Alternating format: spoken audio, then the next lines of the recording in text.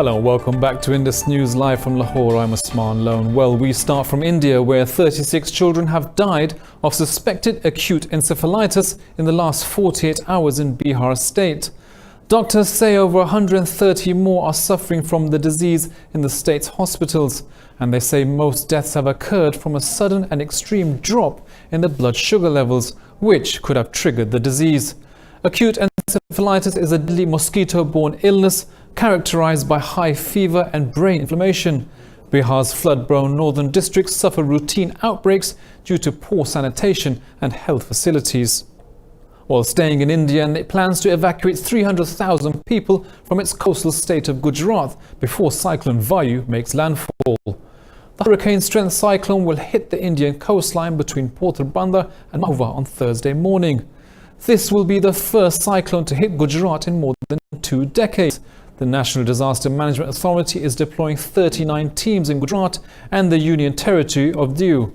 Over 60 people died in Odisha state last month after Cyclone Fani left a trail of destruction. Meanwhile, 10 Chinese vessels have sought shelter in neighbouring Maharashtra to avoid being hit by the cyclone. Now, as the unrest in Sudan continues, the opposition alliance has agreed to suspend its civil disobedience campaign and resume talks with the military. The Ethiopian mediator between the military protesters, Mahmoud Deir, is on a visit to Sudan.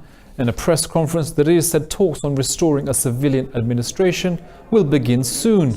Ahead of the talks, the military council has agreed to release political prisoners as a confidence-building measure. It said it arrested a number of soldiers linked to the Khartoum sit-in massacre just last week. Meanwhile, the UN Security Council has called on the ruling military and protesters to resolve the crisis without further violence. The UN condemned the deadly attack on residents in central Darfur state by army forces, killing 11 people. Yemen's Houthi rebels have attacked a Saudi Arabian airport with a cruise missile in the southwest of the kingdom. There's no confirmation of the attack from Saudi Arabia just yet. The latest attack came a day after Riyadh said it intercepted 2 drones fired by the Iran-aligned group in Yemen. The Saudi press agency said the air defense forces intercepted 2 Yemeni drones targeting Khamis Mushait in the kingdom's south. Earlier, the rebels said they had targeted the King Khalid airbase near Khamis Mushait. Now, Israel has attacked Syria's radar installations in southern Tal al-Hara town next to the Golan Heights. Syrian air defense confirmed shooting down several Israeli air-to-ground missiles in the region. And Syria has been accused Israel of conducting an electronic war and jamming its army radar system. No casualties have been reported so far. Earlier this month, Israel struck multiple positions of Syrian forces over a period of 24 hours, killing at least 15 soldiers. Now, US President Donald Trump says he will not allow the CIA to spy on North Korean leader Kim Jong-un. Reports have surfaced suggesting Kim's murdered half-brother, Kim Jong-nam, had been a CIA informant. Speaking at the White House, Trump said he saw the Jong-nam story, but nothing like that would happen under his watch. He told reporters North Korea did not conduct nuclear tests. The US president said something positive will happen with Pyongyang. I just received a beautiful letter from Kim Jong-un, and I think the relationship is very well, but I appreciated the letter. I saw the information about the CIA with respect to his brother or half-brother, and I would tell him that would not happen under my auspices, that's for sure. I wouldn't let that happen under my auspices. Now, staying with US Donald Trump, and it seems he's unwittingly revealed details of his immigration deal with Mexico. Speaking to reporters at the White House, Trump brandished a sheet of paper with details of the deal written on it. It described a plan to designate Mexico a safe third country, something not already revealed by Mexico. Trump said the agreement is good for both the United States and Mexico. That's the agreement that everybody says I don't have. So, no, because I'm going to let Mexico do the announcement at the right time. From Mexico, they want to go through, but here's the agreement. It's a very simple agreement. Now, as the trade war continues between China and the States, China says it will respond firmly if the United States escalates trade tensions even further. The Foreign Ministry says China doesn't want to worsen the situation, but it's not afraid of a trade war. China's response is a response to the US warnings of more tariffs on Chinese goods. President Donald Trump has warned of extra duties on Chinese exports. He said they'd be imposed if a deal can't be done at this month's G20 summit. Trump said he will meet his Chinese counterpart at the summit in Osaka. China has not confirmed a possible meeting between Trump and Chinese President Xi Jinping. Now, Russia says delivery of the S-400 missile system to Turkey will begin in July. The United States has threatened to remove Turkey from the F-35 warplane project over Ankara's purchase of the missile.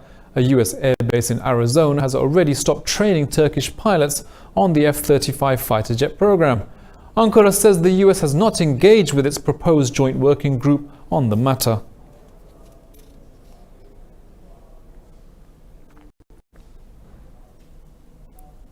Now, in Algeria, hundreds of students have taken to the streets of Algiers to protest against the ruling elite. Calling for electoral reforms, they've demanded the removal of the interim setup. More in this report. The North African country fell into political unrest after the removal of ex-President Bouteflika. The President of the Council of the Nation, the upper house of Parliament, Abdelkader Ben Salah, was appointed interim president to organise new presidential elections in July. The Constitutional Council angered the public when it scrapped elections scheduled for July 4th. Our demands are that the remnants of the regime will leave, that we have honorable and transparent elections. Our demand is that the remnants of the regime will leave. A civilian state and not a military state. We want a civilian state and not a military rule. We demand that they leave and we refuse to have dialogues with them.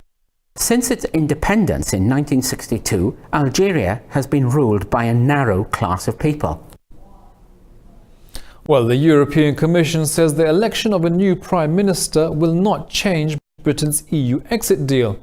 This is a response to Boris Johnson saying he would withhold billions owed to the EU to get a new deal. After 3 years of Brexit deadlock, the Conservative Party is choosing a new leader who will become Prime Minister by the end of July. That race is overshadowed by Brexit and the deal agreed with the European Union. The European Commission says the competition for Britain's top job won't affect the deal.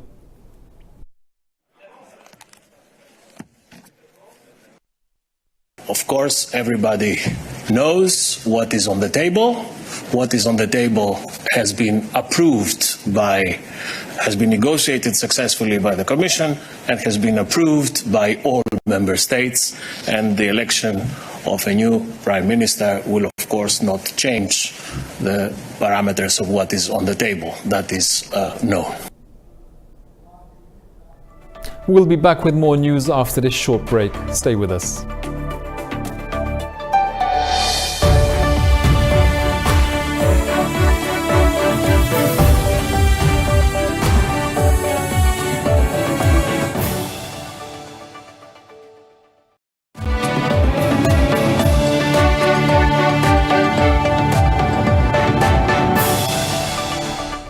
Welcome back to Indus News. Well, Britain's Prime Minister Theresa May has urged global leaders to do more to tackle modern-day slavery.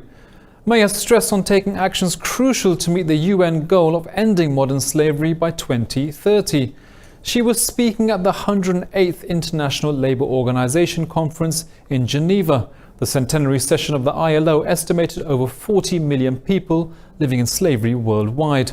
The British Prime Minister has pledged £10 million to stop children being exploited in agriculture in Africa.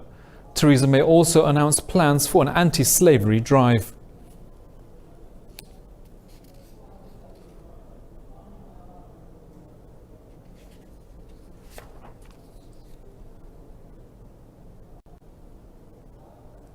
Now, a Palestinian medic has died from his wounds a month after being shot by Israeli forces. Thousands of Palestinians poured out onto the streets to attend his last rites. More in this report.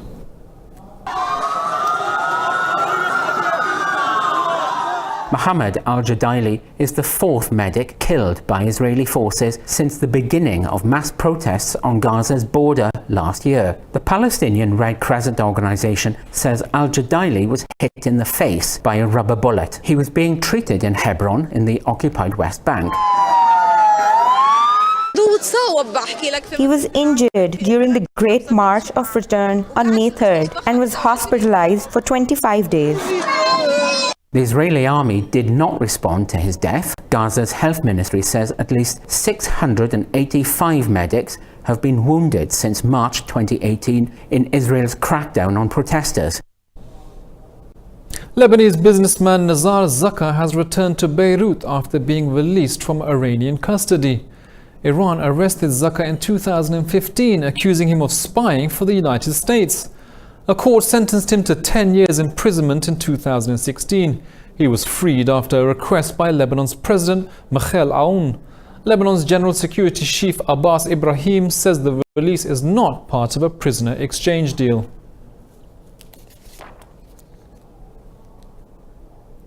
Well, Moldovan President Igor Dodon has scrapped plans to call a snap election. The election call had been hastily issued over the weekend by his political rivals. The country's political factions are currently locked in a power struggle. Leaders of the pro-EU ACUM bloc and the Russian-backed Socialist Party had agreed to form a government, but both wanted to keep tycoon Vladimir Plotnik out of power. Plotnik's Democratic Party has refused to recognize the new government, insisting Prime Minister Pavel Filip was still in charge.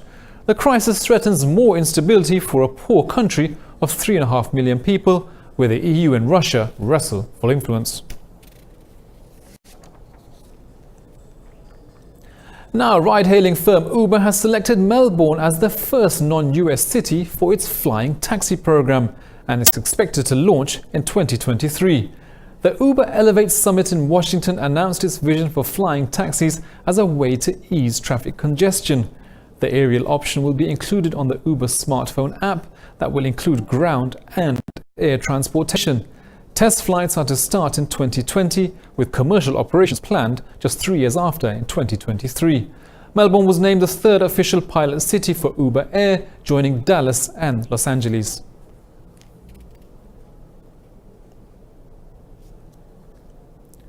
Well, Syrian wheat farmers are expecting a bumper crop this year, but much of it lies in the semi-autonomous northwestern Kurdish region. Indus News has this report. A bumper wheat crop would normally be good news in a war-torn country, but not in Syria. The country's biggest wheat harvest in years has sparked new tensions between Damascus and the semi-autonomous Kurds. Many farmers have condemned the politicization of agriculture.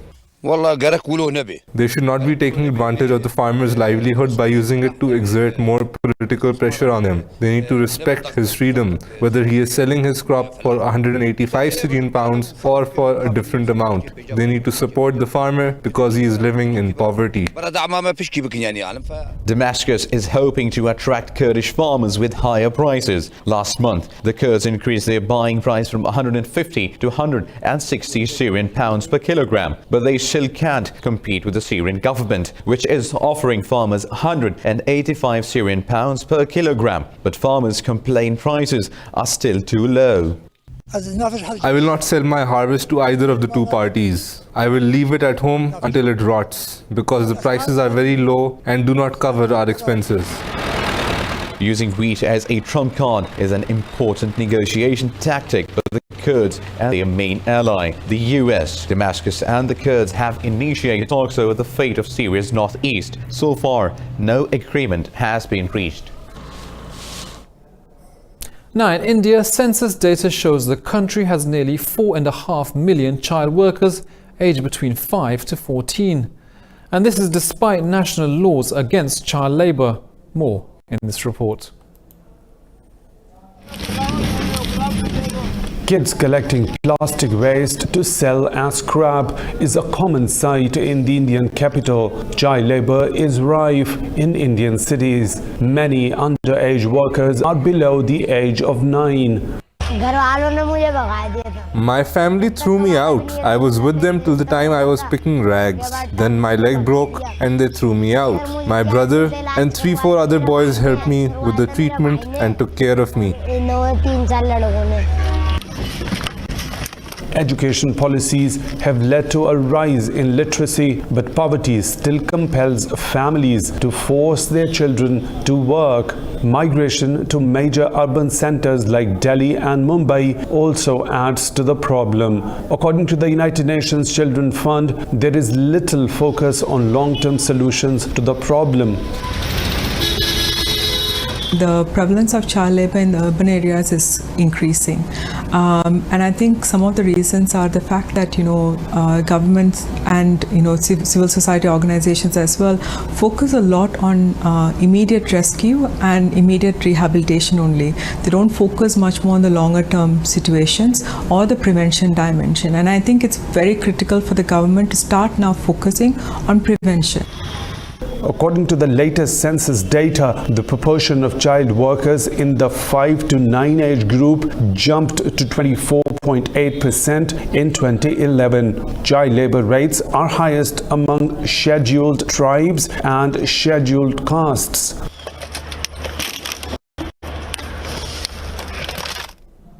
Well, drug smuggling gangs are using technology like drones and fishermen to smuggle narcotics into Thailand.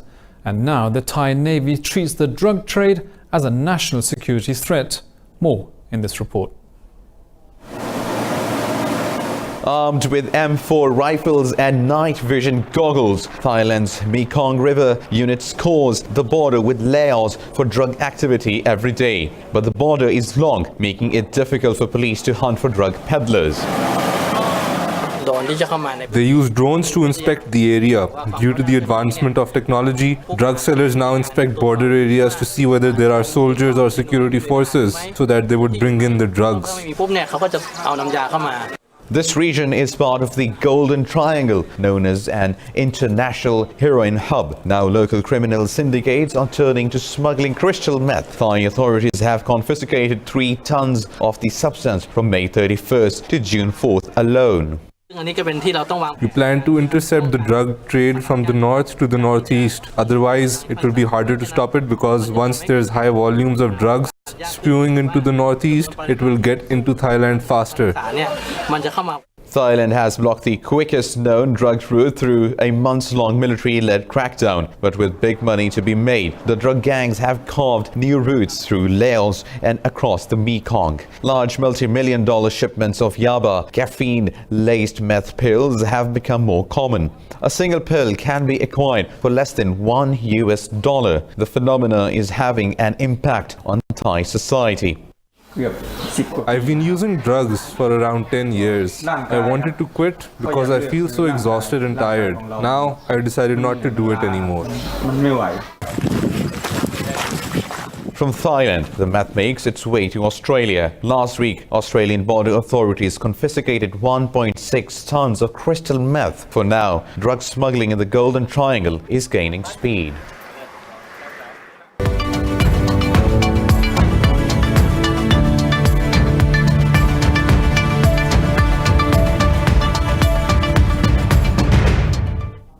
Now in business news, shares in the Asian markets have declined after the White House took a tough line on trade talks with China. Mainland Chinese shares slipped by the end of the morning session. The Shanghai Composite has declined 0.57%, while the Shenzhen component also fell 0.42%. Hong Kong's Hang Seng Index also dropped by the afternoon as protests continued in the city. Elsewhere, the Nikkei in Japan too traded flat. Over in South Korea, the Kospi slipped 0.13% as well.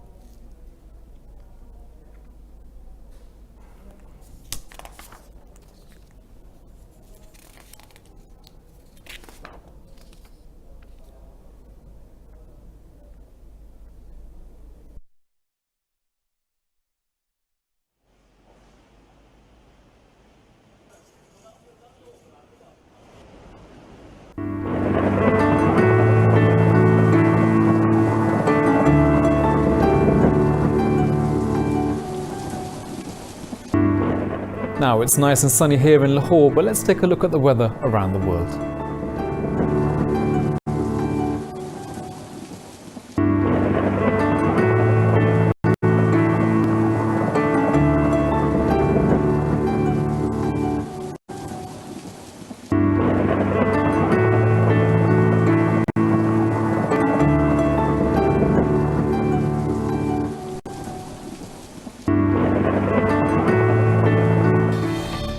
Well, that's the main news bulletin for now, but stay tuned to Indus News for further updates.